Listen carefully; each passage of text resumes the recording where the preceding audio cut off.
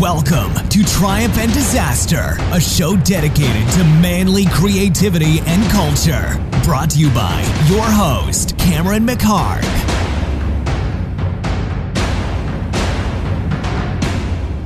Hey guys, it's Cameron. We're back for another week at Triumph and Disaster, and this week I have Nick Jermyn on, who is a former British Royal Marine Commando officer, 18 years, avid rugby player, but also before all this and during and after, he's also an actor and a poet, and now he's a leadership consultant as well, and a really, really amazing guy. We've hit it off really, really fast, and there's the similarities between us are just absurd, so we became fast friends, and we only hung out a few times, but I thought he'd be perfect to have on the show, and I think you'll enjoy this conversation. So this is Nick Jermyn, Triumph and Disaster. All right, Nick, hey, let's do this. Here we are in the car. So, Nick, we've know each other pretty well, but we haven't known each other for that long, so we're just going to talk as if, we're assuming nobody knows who you are, so I'm going to ask you a little bit about you, and so you were a British Royal Marine, and you're an actor, and from what I've seen, you're actually a little bit of a poet. Well, that's under advisement, definitely. and some people would say I was just an actor who happened to have spent a little bit of time in the Royal Marines. One of the funniest things I heard when I left was a very great friend of mine said, "But mate, the Marines was your Hamlet," and I took huge offence in the first instance until I realised, actually, as an actor, I take that as something of a great compliment. Yeah, and so when you were, how many years was it again? 18. 18 fucking years as an officer. For murder, I think. And so we've talked about some of this stuff before, but like I said, I'm just gonna so like at what point did you know that was what you wanted to do, or at least at that time? Well, I know the exact point, but sort of leading up to it, I wanted to be, as I suspect many young boys do, I wanted to be a sportsman. As those listening can tell, I'm clearly British, so I wanted to play football or soccer. Mm-hmm. And then for some reason, I wanted to be a train driver.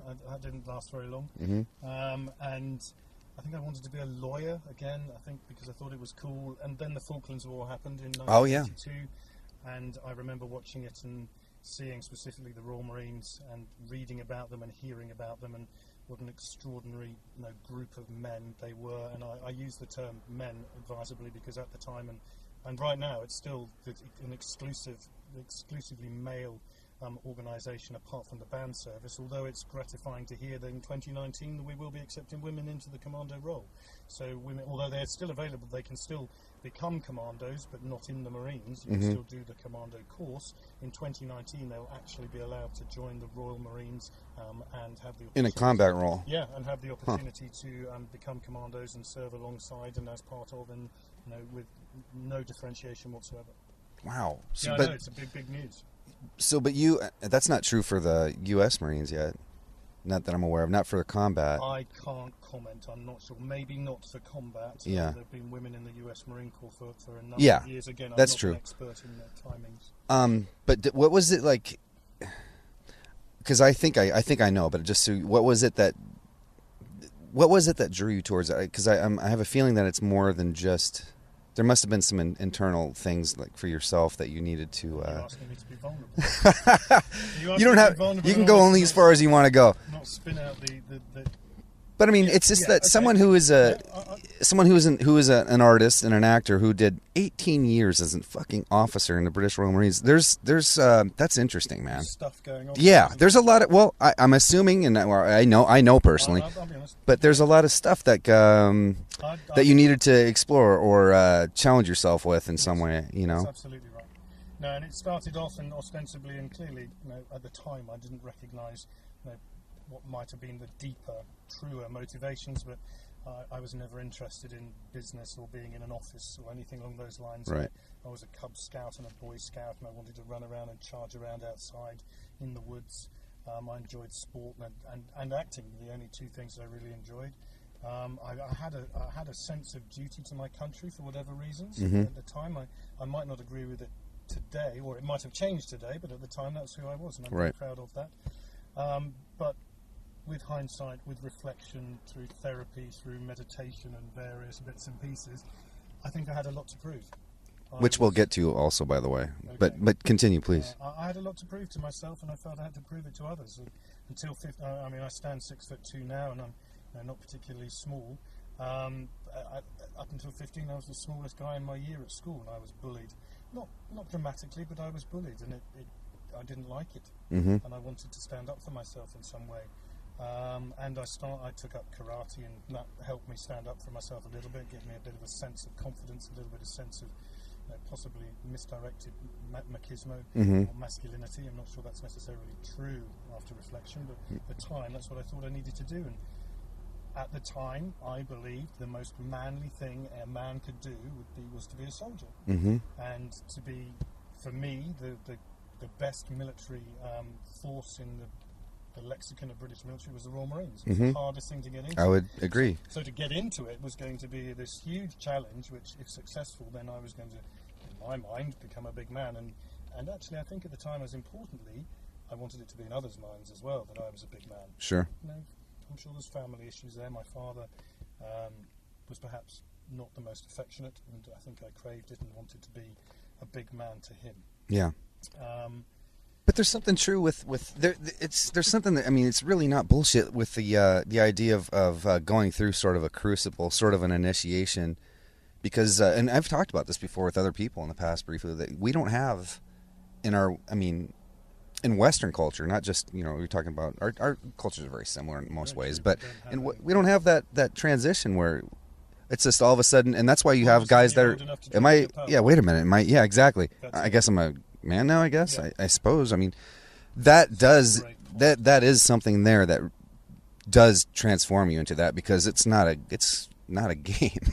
It's not a game, and you realize very quickly that it's not a game as a young person. That's a great point, and whilst I have certainly moved on from that space in my life now, I would advocate at least a small period of time in the military for every man, possibly every woman as well. I don't understand women at all, so I'm not sure if it would be appropriate for them, but certainly from a male perspective, to get some discipline, to have an understanding of that, to have an understanding of camaraderie, of teamwork, of challenge, of facing yourself too. I mean, at least boot camp, right? At least, because operate in circumstances which are difficult, and you have so much more within you than there's no way that you will know until you're pushed to that point.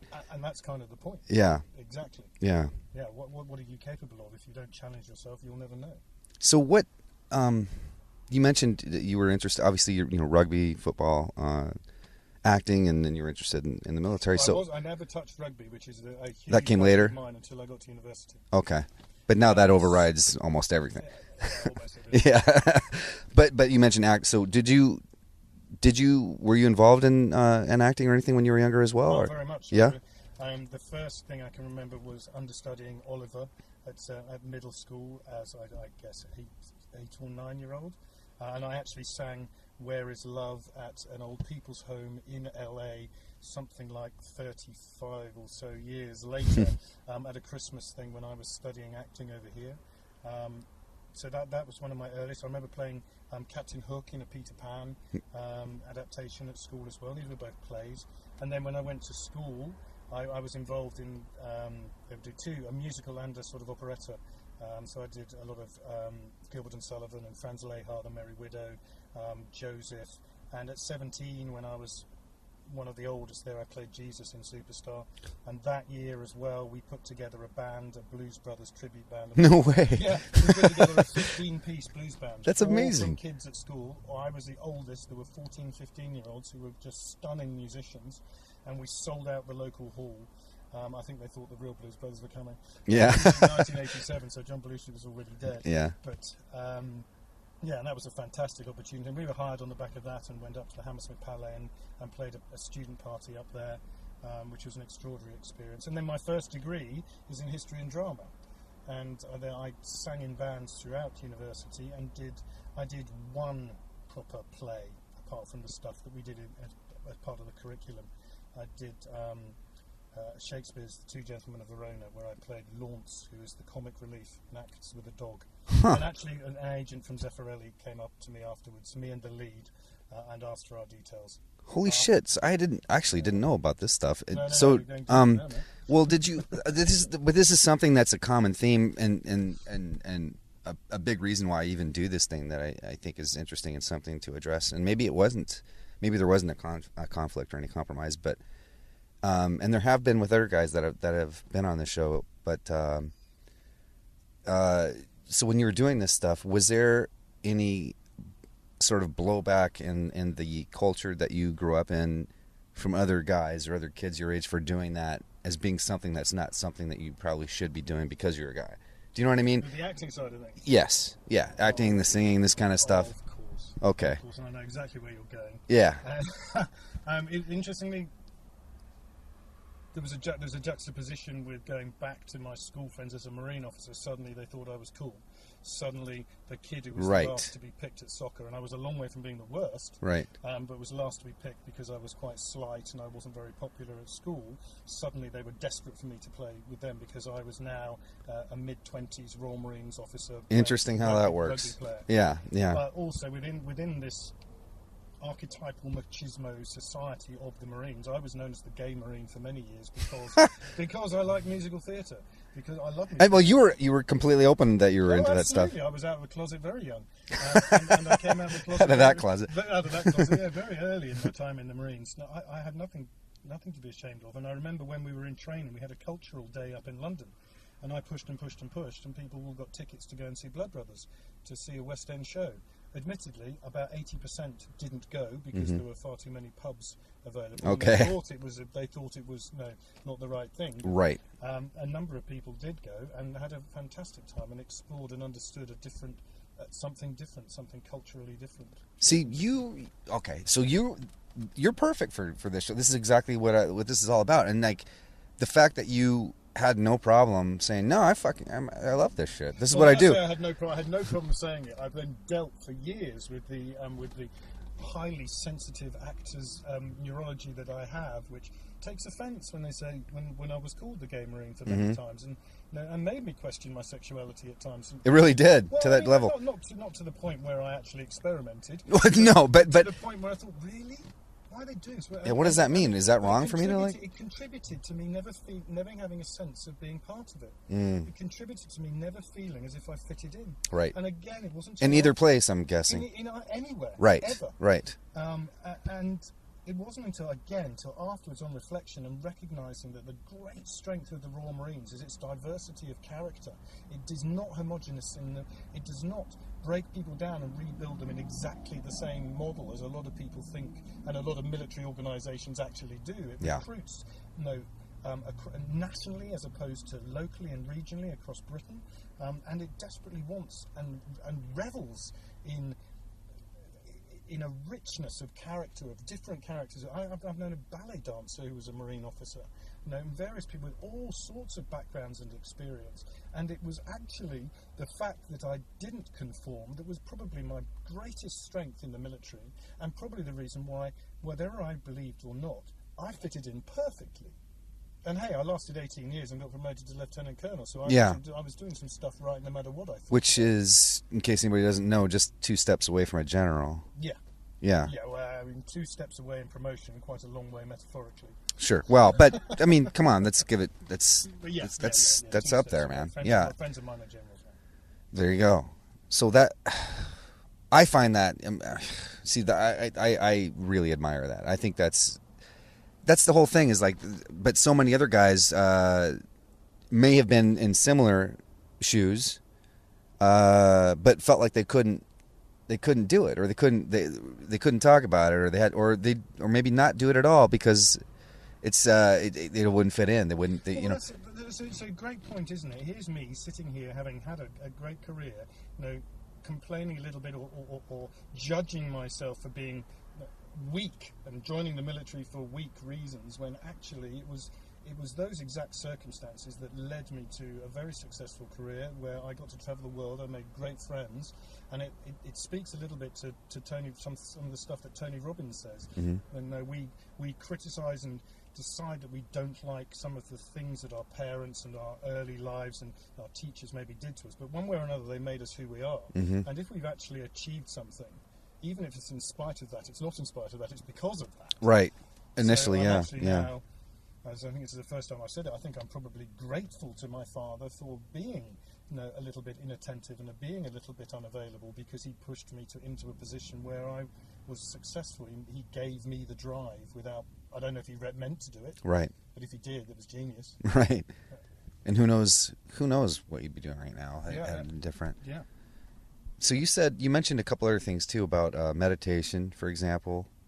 And that's another thing. I don't find any problem with it. I don't find any conflict with this, but I think there's a certain view, there's a certain way that people sort of assume, a guy who does these kind of things, it's a rugby player, British Royal Marine officer, all this, and you meditate. You've gone on, like, how long, these silent retreats? I've done 2 10-day silent retreats and a number of other smaller things. Not. I've done a 24-hour silent retreat a couple of days. Well, I just did for myself, but 2 of the Vipassana 10-day silent retreats down near Palm Springs, which is almost as big a challenge as the commando course was for the mind. Yeah, that's saying something as well. And I hear your point, your juxtaposition, but this idea that meditation doesn't quite suit or fit in that character that is a military man and a rugby player and ostensibly a very masculine man. And meditation, Sure. And meditation and musical theatre also Right. a little bit new agey and a little bit metrosexual. And It would make you a better one, though. It would make you a better anything. well, here's the thing. I am a man, no matter what my sexual preferences are. I happen to be the way I am, but I am a man, and I happen to like those things. So one way or another, it's irrelevant what I choose to do. None of them are unmanly because they choose to be what I do, and I find that they actually complement each other. Yeah. But here's the thing. I didn't start meditating because I had some kind of spiritual awakening or some kind of understanding of mindfulness, which is the way it's being sold today, Right. and which I now support and understand. I took it up because I was looking to have a rest when I came over here, because in my final job in the military, I was working out quite a lot, and at lunchtimes I'd have a nap. Mm-hmm. I'd work out, have lunch, come back to my room and have a nap, and a power nap for 10 minutes. And Right. It really rejuvenated me as a late 30s, early 40s guy. For some reason, I'd actually done it before when I'd been on a ship. I used to do the same thing. 10 minutes, sparko, completely out, no alarm needed. I wake up after 10 minutes, Perfect. shake it all off, and I'm up and raring to go. It really energised me for the afternoon. So I was really interested in how I was going to be able to get into that space when I came over here, and I was working I was studying, which were going to be long days, doing new things. I imagined that was going to be quite hard work for me, and I knew also I needed to rip down some boundaries and be emotional, how tiring that can be. So at the time I was thinking about this, I just read about a new meditation service called Headspace. Mm-hmm. They're actually based in Venice, and I didn't realise. Which is where we are right now. Yeah. We're just down the road. I've never been to the headquarters, but they had an inaugural event at the BAFTA headquarters in London, and I happened to be free and available, and I went up and did this one day. It was free. This one day workshop on meditation, and I can't say I really loved it, Mm-hmm. but I thought this might be useful, so I started taking their program, which was free, and you can get the app, and I'm not advertising it for any other reason than Sure. I've done it and I believe in it. I think everyone can benefit from this. And that was literally maybe 3 or 4 months before I came to the States, but about 6 or 7 months before I started at the Lee Strasberg Theatre, or Institute, sorry, Mm-hmm. and so I started doing. I was doing it fairly regularly, trying to do it fairly regularly, and trying to get into this place where it refreshed me, because I wasn't going to be able to go to bed. I suspected, as what happened, I suspected I was going to be living in Santa Monica and working in West Hollywood, and there was no way I was going to be driving or riding back to Santa Monica to have a 10-minute nap Right. and then go back to school. So I was looking for something I could just find a quiet spot, Okay. sit down, close my eyes, and follow your breath or whatever your meditative practice might be. And that led me, when I got here, I now started to understand a little bit about meditation, and that you sit there, be quiet, to allow thoughts to bubble up, to let things happen, and you're not trying to suppress thought, you're Right. actually allowing thought, and then following your breath, and when thought comes, blah blah blah. Right. I'm not a meditation guru, so I certainly don't want to. Sure. Yeah, but you know what? It doesn't take that much, really, to describe what it is that to do. It You know. really doesn't. Yeah. But that led me to Buddhism, and I'm not a Buddhist, because I refuse to take refuge, because I enjoy sex and alcohol, and they are Yeah. supposedly forbidden. And I suspect Right. there's an awful lot of hypocritical people out there who claim maybe to be of a certain persuasion, but are breaking some of the rules Sure. of the organisation without. Anyway, so that led me to a Tibetan Buddhist near Santa Cruz called Vajrapani. Mm-hmm. And I went up there for a day and ended up staying a week and started listening to some of their teachings. One of my great friends is a Tibetan Buddhist nun called Tenzin Chogi, who I adore. Mm-hmm. A great mentor of mine, 6'5" woman. What? Yeah, she's a big girl, but she's wonderful, she's inspirational and just full of love. And so I started listening to some of their teachings and started thinking about silent meditation, and then I went back there 3 months later and did my first 24 hours up in solitude, and I forced myself to be silent.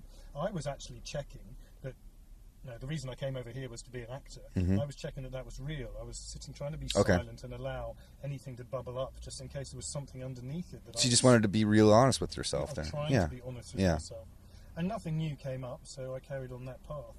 And then, whilst I was up there, I was introduced to the concept of silent meditation, to the Vipassana technique, which is a very, very simple meditation technique, which I still employ occasionally when I get back around to meditation, because I'm flawed in my meditation practice.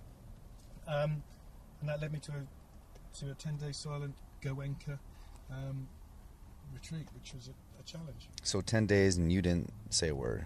Well, there were a couple of words spoken. You were not allowed to communicate in any way, so you weren't actually even allowed to look people in the eye.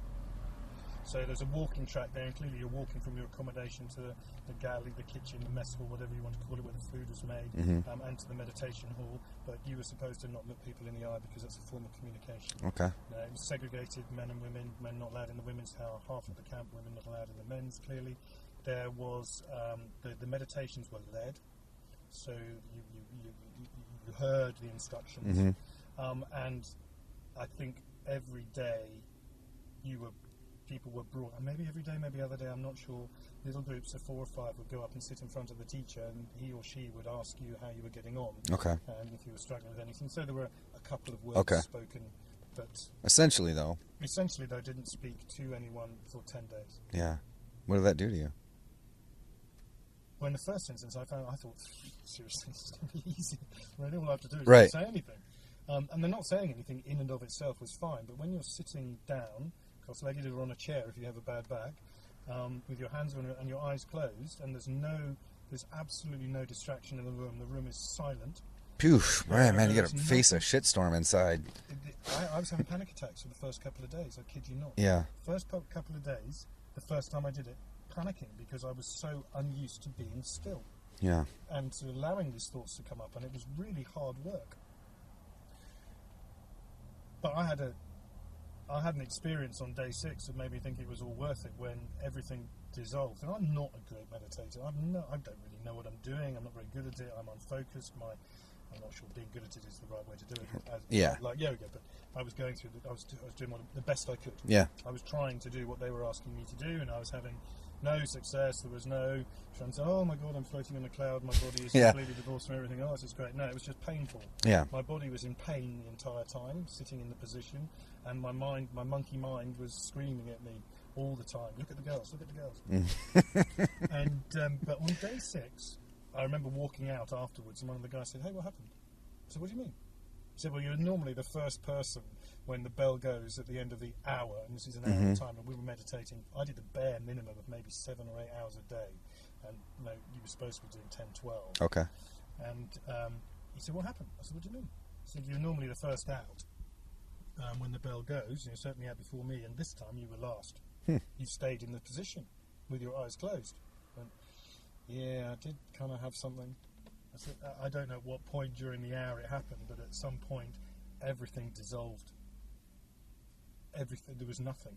It was as if I don't know what I was. I had no idea what I was, but it was just everything was black with stars. Or, I don't know if they were stars, just bright lights. Yeah. Little speckled. I just disappeared.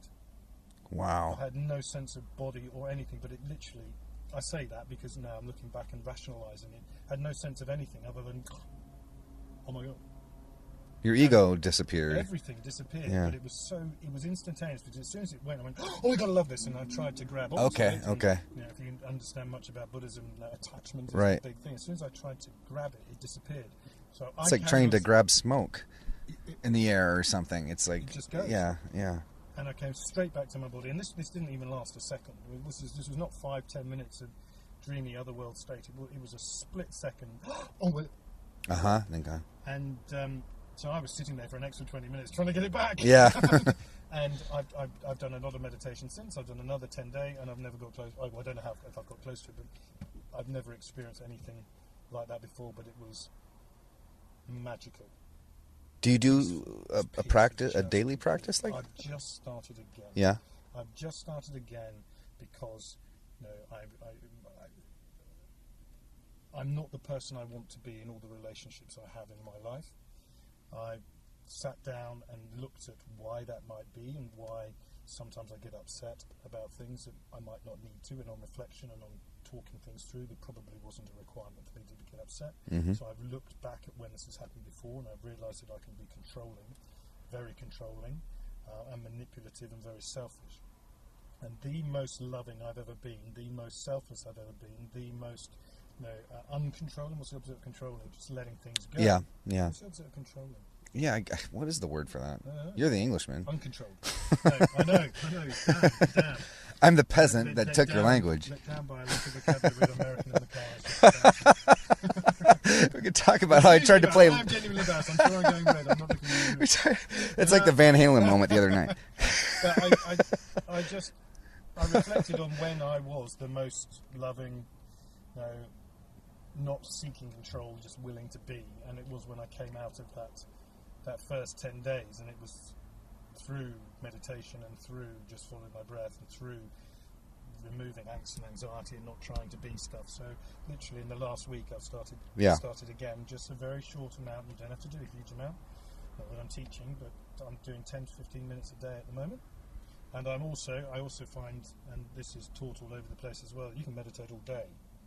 All you need to do is just follow your breath occasionally. Right. And calm the monkey mind. Right. Let the monkey mind know that to focus on your breath as opposed to all the chatter and all the nonsense and all the thoughts, none of which are true. Yeah, it's just, I mean, you can do it right now. Like right now, I bet you someone out there listening right now, like you're not aware of how you're. People listen to this? There might my grandma probably listens to it. Dear. I better Maybe. Not fucking swear then. Yeah. So I mean, but for example, you don't know like what your left toe feels like in your sock right now, or so. I'm just giving a random example. No, okay. So this is you're not aware of everything. It's just to bring you back to something. Do a walking meditation and start feeling your feet on the ground again. I'm not talking barefoot on the grass, which is beautiful, but I can feel my feet suddenly now, and I wasn't feeling them. I can start to feel a little bit of air on my face, as opposed to just walking constantly on our phones, constantly distracted. And Yeah. We're not on our phones, we're distracted by something else. We've got music in our ears, we're not listening to anything, we don't hear the birds, we don't feel the wind, and we're not ourselves, and we're not calm and peaceful. We're constantly agitated, in a state of agitation, in a state of monkey mind. Yeah. And I have a desire to build a sculpture of some sort, which is a rampaging bull elephant made up of monkeys. Oh, that's the elephant, there's no substance to the elephant other than the monkeys. Right. So the monkey's arms and legs and tongues and things, and they're just crazy and berserk, and this little elephant is just rampaging. I'd love that's a perfect image. Yeah. Of just all these thoughts and feelings and the monkey mind. Everything that just rampages through your head all the time that you confront yourself with when you do this. We're just so distracted all the time. And so a benefit of that is at least for me, and this is kind of because we have so many fucking crazy similarities in our life. I mean, they're not the same, but there are a lot of similarities. Yeah, and so for me, just for example, and I'm not making this about me, but just to kind of segue into something similar with your experience, when I was in my early 20s, I got into a teacher who was a teacher at the Strasberg Institute in Los Angeles. He taught there in like the 70s and 80s. His name was Douglas Dirksen. No, he was this is like 70s and 80s. It was like Lee actually appointed him to teach there for a while. The guy, my great teacher, the guy who I would have paid and worked with, Mark Marno, only died this year, and he was appointed by Lee. Okay, all right. Well, they probably knew each other. So was Hedy Sontag. They probably know each other. Yeah. Okay, so this guy changed my life, and I'll never forget him. I'll never forget. And but being at that age, and it was not long after my military experience. Please do. We're fogging this thing up. All right. Glad you did that. Fuck's sake. Sorry, Grandma. Sorry, Grandma. Yeah. So And any I remember him. Yeah. I don't think they're listening. The Lord's Son. But I remember him saying, like, I was so fucking clueless about myself. So fucking clueless. And I just remember him saying, you need to know yourself. And I had no idea what that even meant. I was like, know myself, I'm Cam. What does that mean? Generation where we weren't taught, know myself.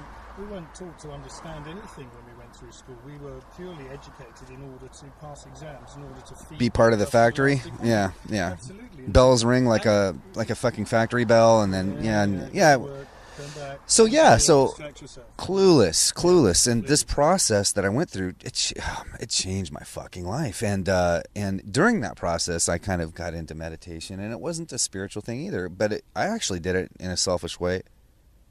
You know, that's maybe not entirely true. I was really exploring in a lot of ways for years, but I found, maybe by accident, by doing this, and I was very disciplined, especially at that time, because it was fresh out of the military experience. I just kind of transferred that crazy obsessive discipline into something else. But yeah, and it was always like 100% or nothing, black or white. Oh fuck, yeah. I mean, and yeah, totally unbalanced, but it does help you get some shit done. But anyway, so I discovered, because I was doing this a couple times a day, usually twice, 30 minutes a day, morning and night. I discovered but I haven't for years, by the way, but I need to get back on it. But I found that I just became, the result of it was I became so aware of myself at all times. It was almost like there was a person outside of myself observing myself. And I just knew when feelings bubbled up, or a thought would bubble up, or if anger bubbled, oh, here I feel this anger. There was complete, I don't want to say control over it, but there was awareness over it. And it made me a better actor. It made me a better actor, you know. And I think no matter what you do, it's going to make you a better everything. Absolutely, absolutely. Makes you a better person, because being an actor is the study of self and relationship. And all we are in life is in relationship. We're in relation to ourselves and to everything else. Yeah. Everything. And studying and understanding and relating to that can only make you a better person and subsequently a better actor. I would advocate the teaching of acting to everyone. It should be compulsory in schools. Yeah, I think most people don't realize. I mean, look, when we say acting, we have our own opinions about it, and we came from a similar discipline, so we obviously have probably a very similar idea of what it is. But if you're talking about our idea, it's about self-awareness, knowing who you are, brutal honesty, and exposure. This is not easy shit, by the way. Vulnerability. So, and before that, though, it's not. No.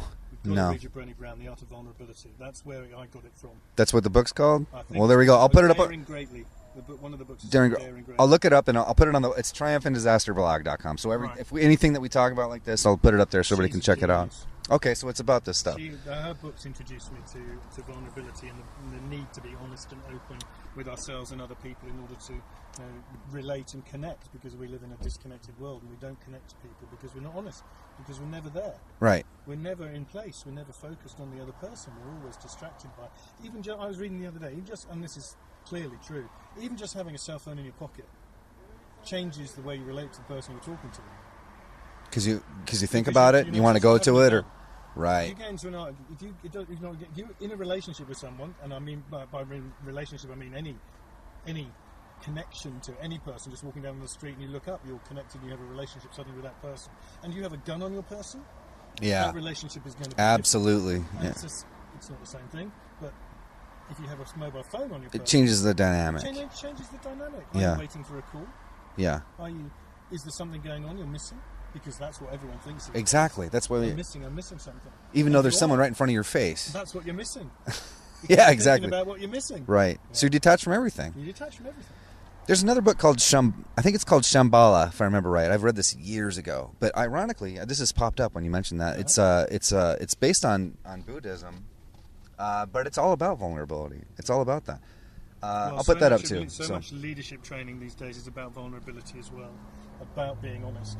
And if I look back at some of the greatest things that I did, the best leadership examples that I set as a Marine officer, and hopefully in life as well, have been when I've owned up to my mistakes.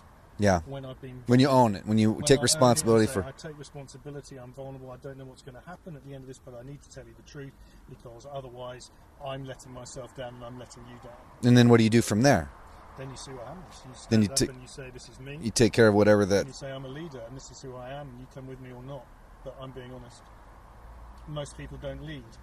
Most people look to give other people what they want. That's not leadership. Tell me more about that. What do you think good leadership is? That's the number one thing? I wish I hadn't started. Integrity. Okay. Well, you don't have to do... I mean, that's just, you can make this... You can do a summation if you'd like. Two distinct components to it. The first one is that you need to stand up and be willing to be counted for your perspective, for your actions. For your actions, probably more than your perspective. The perspective is less important. For your actions, you stand up and say, this is what I believe, this is who I am. And the other one is... And you can't do that without knowing yourself. You probably can't. You probably can't. So maybe maybe we've known ourselves better than we think, because we all judge ourselves so bloody harshly constantly. Sure enough. And that's not fair either. The other side of it, and we've not prepared this, I haven't prepared this, but the other thing that brings directly to mind is that there's a difference between being a leader and being in a leadership role. They're distinct, although they are not mutually exclusive. Mm-hmm. In my personal opinion, everyone is a leader, even if to yourself. And we can explore that either later in this or at another time. But also, when you're in a leadership role, then it's no longer about you. It's now about your team. It's about the mission, about what you're trying to achieve, and it's about unlocking the potential of others. Then when you're in a leadership role, it's all about helping others realise their best selves. Bring the best out of them. Bringing the best out of others. Yeah. And generally, in order to achieve something. No, in order to achieve something as a team, whatever that team is. You have great examples all over the worlds of sport and business, etc. And so they need to know whatever that vision is clearly, on very clear terms. You have to have a very clear clarity. Is absolutely vital to what we're doing, and so much. So it's not just like, go do this, and I'm not going to tell you why. No, you've got to tell people why. You've got to tell them what and why, but not the how. So you empower them and you give them a chance to make mistakes. You've got to let people make mistakes. Michael Jordan, Thomas Edison, they both said they wouldn't have achieved what they did in life if they hadn't screwed up continually for years beforehand. Making mistakes, and the environment that enables mistakes is an environment that enables innovation. Without the freedom, the headspace to make mistakes, you're never going to change. Yeah. Nothing new is ever going to come. You've got to break something. It's like going to the gym. If you don't try and lift a little bit more than you're capable of, then your muscles are never going to get any bigger. You're never going to get any stronger. If you don't push yourself a little bit further, you're never going to change. Nothing's going to change. We've got to make mistakes. We've got to break in order to grow. So the environment that we enable is absolutely vital for innovation today, and that is something a good leader or a great leader does. They enable this environment. You celebrate success, but you do not denigrate failure, as long as it's well-intentioned failure. You say to them, hey, I love what you're doing. Make the same mistakes again, and we're going to have a chat in the office with the door closed. But I love what you're trying to do. Keep going. Keep going. So as a leader, you would actually, in a way, when you're checking in, you're kind of taking responsibility for you're even owning their progress or lack of. Absolutely. Yeah. It's all about responsibility. When a team wins, the team takes credit for it. When a team loses, the leader is responsible for it. Right. Yeah. So it's all about looking after other people, getting the best out of them. And if we're talking business leadership, but it applies. Then it goes back to recruitment, which goes back to knowing yourself and understanding your values, your purpose, what you're good at. Therefore, you don't need to necessarily replicate it in the team, or maybe you do. I don't know. And what are you weak at? And that's where you need to boost the team, and you need to bring people in to mitigate your weaknesses. I'm not huge on attention to detail. So when I'm leading a team, I need my number two to hold my feet to the fire. I'm more of a bigger picture. Right. I'd like to consider myself a visionary, more that sort of idea. I'm not Steve Jobs, clearly, but I like dealing with ideas as opposed to the taskmaster. Yeah. So my sergeant major, when I was a company commander at 4-5 Commando, knew the military numbers of every one of the 100 guys that worked for me. So he knew the detail. He had a absolute grip on the detail, which meant I didn't have to, which allowed me to be free to look at how to set people free and look at their potential and make them great, and prepare them for the next level up, and plan the missions that we had to go on and work out the training, etc. So I'm going to circle back to this in just a minute, and we're not going to go too much longer, but so how had this experience, 18 years, how do you apply that as an artist, or do you? How is it? It's life experience, and I studied the method, and the method is all about bringing experiences that you've had that are similar or equal to the one that your character is having, and bringing them through so that your character is actually living a truth, and it's the truth from you. So I think actors, and I genuinely believe that, actors who go to school and then become actors and do nothing else, a lot of them perhaps aren't as believable as they could be, because they've not experienced anything even close to the experience that their characters are going through. Right. So how can you really bring truth to it? Right. I mean, there are people out there who... And that goes for every art form, really. Every art form. How's it truthful? How can you believe a 16-year-old singer talking about love and loss? I've heard the argument. Sorry, I'm cutting you off. No, please. I'm just agreeing with you. Stone. Amazing soulful singer. I think she was 16. She broke through. Amazing voice. Loved her voice. Didn't believe a word of it. She hasn't gone through any of that. Right. Now you're a 35-year-old singer with a brilliant voice who's gone through heartache one way or another, and suddenly, oh my God, you're breaking my heart, and it's touching, and it's different, and you're actually reaching out to people, and you're connecting through your art form, and that's what I believe. That's what I believe art is about. It's about connecting. It's about people realising that there is a greater sense of something. There is a humanity that connects us all. That it's okay. That, oh my God, other people have experienced what I'm going through because I thought I was alone. Well, you're not. Right. Because up there on the stage or up there on the wall hangs a piece of art that says to you, I'm not alone. That says to you, that person's gone through it. For some reason, Munch's The Scream just comes to me into my head now, which I love as a piece of art. I don't know what it's about, but maybe it's about depression, maybe it's about anxiety, maybe it's about frustration, maybe it's about something. That's what it says to me. It's, help! But there's something there. Gone through it. I've often looked at things like that as almost like a little wink to someone from could be centuries before, but it's like this little personal wink to you, and however it affects you, but it doesn't come from. It's not a technical piece of work. Great it's not technical. It's universal. Yeah. That's why Shakespeare has lived with us. That's why we can go back to whoever we want to talk to, even Chaucer, and great art in whatever form it is. If it endures, it has a universality to it that is still speaking to people. And so often when you say that piece of work is dated, it was never universal. Maybe it was never truthful. Maybe it was never honest. Maybe it was never a real experience. Maybe it was just someone making up a story.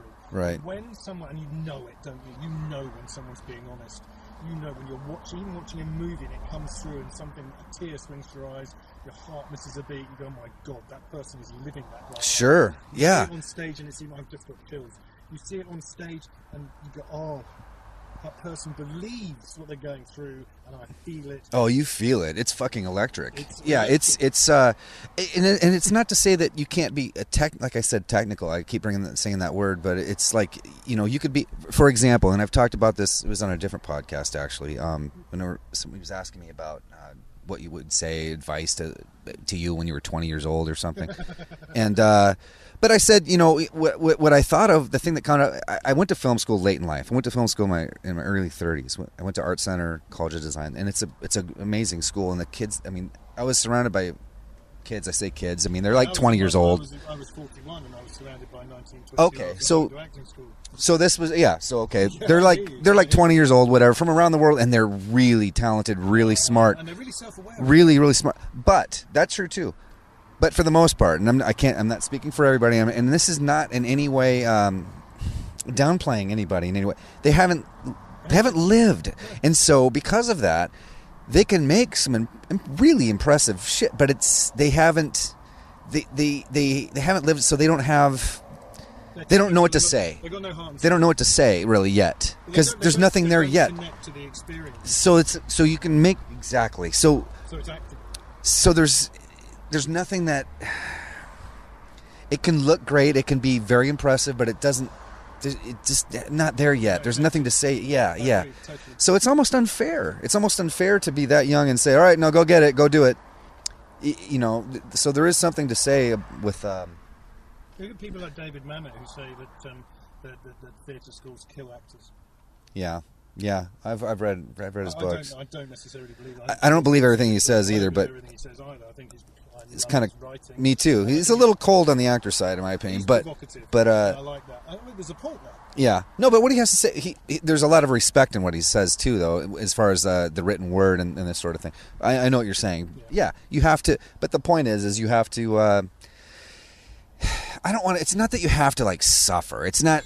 That's inevitable though. When you live, you just have to live. You have to live. Well, here's the thing, you need credibility in whatever it is you do as well. There's very few great sports coaches weren't great players because they've come through. They played at some level or not, usually at the highest level, and subsequently the people that they're talking to, that they're leading, that they're coaching, are listening.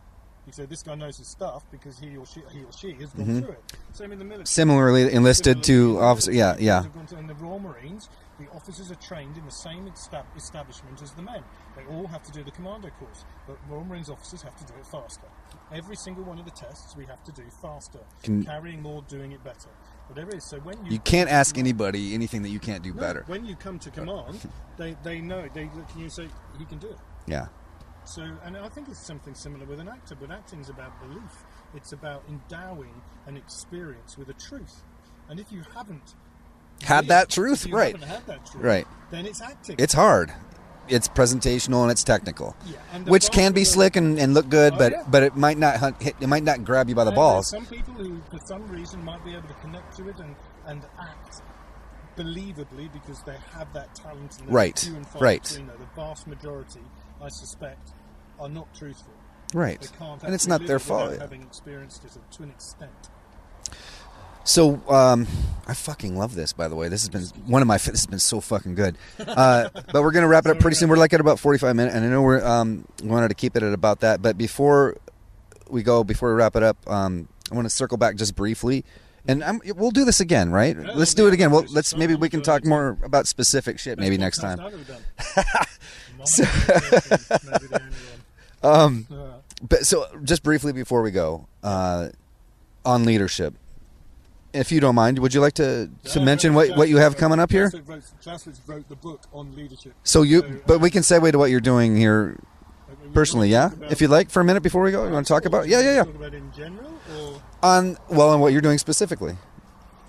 Okay, so I came over here. Or not. If I'm putting you on the spot. I will spin off some Okay. stuff. All right, let's do it. Where we land, mate.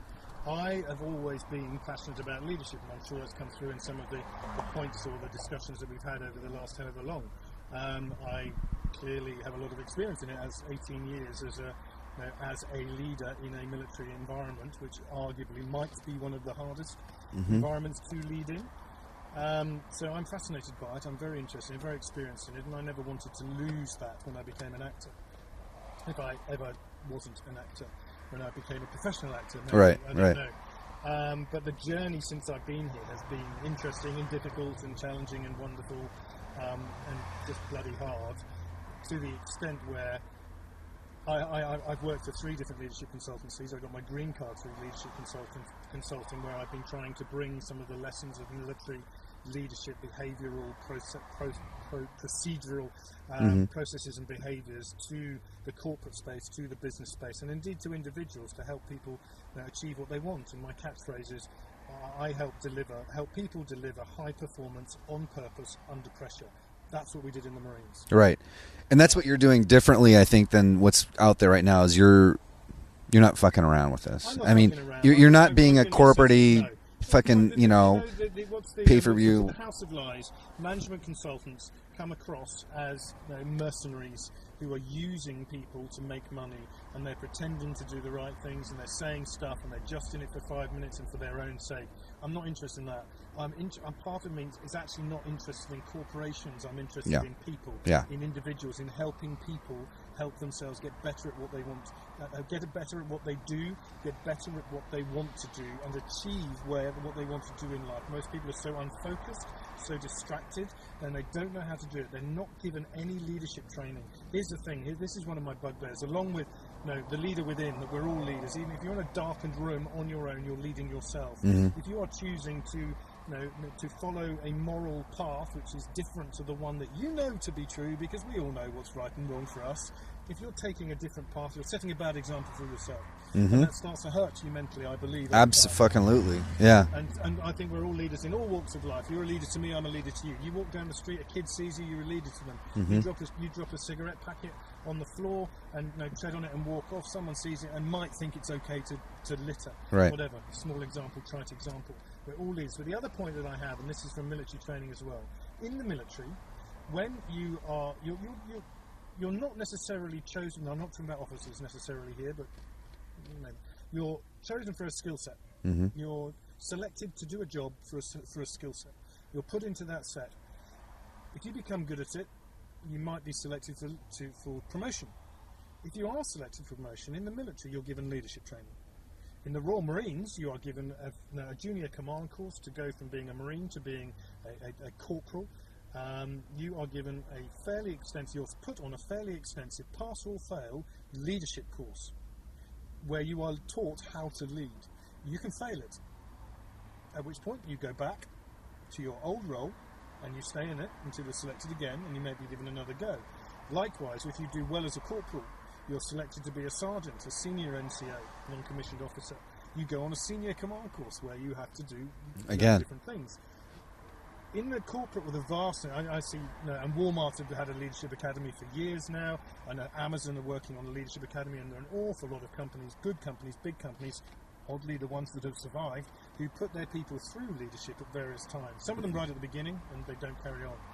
The vast majority of corporate workers are promoted because they're good at a job that they might only be good at because of technical skills. It might not require any leadership skills. They're then promoted into a position of responsibility, a position of leadership, without any training, and they're expected to be able to lead and to manage people. And leading and managing people is an art. There's an element of science to it, but it's mostly an art, and you can be taught it because we are all leaders, but they're not. So where I want to help is that. I'm going to go into those places and help people to lead. Help people to get better at what they're doing, to understand how to motivate people, how to stand up and be accountable, how to be responsible, what integrity means, what vulnerability means, how that connects you to your workers, how to understand what people want, what they're good at, and not just push them and push them and push them, and to unlock their potential, unleash their potential. Because that help when you, in my book, the single accelerator, I hate that term, it's becoming on vogue now. Accelerator has taken over from pivoting as the term, right. term at the moment. Accelerate. The single magnifier of productivity, I don't know, the single thing that increases productivity in my book is happiness. If you're doing something you enjoy, if you like it, you're going to work harder, you're going to do it better, you're going to think about it more deeply. If you enjoy your job, you're going to be more productive. If you're more productive, the company has a better chance of succeeding. Mm-hmm. The company has a better chance of succeeding when you're giving jobs to people, you're informing the economy, and you're making people's lives better. So if we focus on the individuals and then getting better at what they do and understanding how to lead better, you're going to have a better working environment. It's going to become more productive, and everyone's going to be happier in the longer run. It's an up spiral. Yeah, it's an up spiral. So how are you going to do this? What do you have planned next year? Well, I mean, I've just joined a new company called Ferrazzi Greenlight, where I'm going to be a managing consultant. I'm very excited to get and work with them. They're a company that has have had an awful lot of success in the corporate space already in helping people do exactly this, understand how to be better in relationships, behavioural change driving cultural change, because you can't change a culture without changing the people. And I'm very, very excited. They've got a lot of clients at the moment, and they're seeking more. They're seeking to double because of the amount of clients and the amount of people that are coming to Ferrazzi Greenlight now for help. They're looking to double their employees over the next year. It's a hugely exciting time at the moment, and I'm very, very proud and honoured to be becoming a part of that space soon. How can so we'll wrap this up, but I mean, how can people? Do you have anything? How do people get a hold of you? Is there do you have a Twitter account? Do you have a website? I'm on do you want Twitter, to put it? I'm on Instagram. I've just taken my website down because it was just acting. I will be setting up a new website called The Naked Consultant soon. Okay. Or The Naked something. It's all about stripped bare consultancy, brutal truth, okay, honesty, integrity, vulnerability, as opposed to spin. which I disagree with vehemently. But yeah, I'm on Twitter. Okay, I'll put that up there on the I'm on Triumph and all- Disaster I'm on all blog. Facebook. I have a fan page on Facebook. Okay. All right, we'll put it up. Anything else that maybe I didn't talk about or ask you wanted to maybe touch on before we have another go at this next time? That was a great. I enjoyed that very much. I think we touched on lots of little things and lots of big things, maybe in a shallow way, and maybe next time we could go into a bit more depth. That sounds good. Yeah, and something. Fucking loved it. Thanks, man. Cool. You're welcome, mate. All right. So that was Nick Jermyn, you guys. As we mentioned, we might have him on again in the future, and maybe we'll be a little more specific and talk more specifically about a couple different things.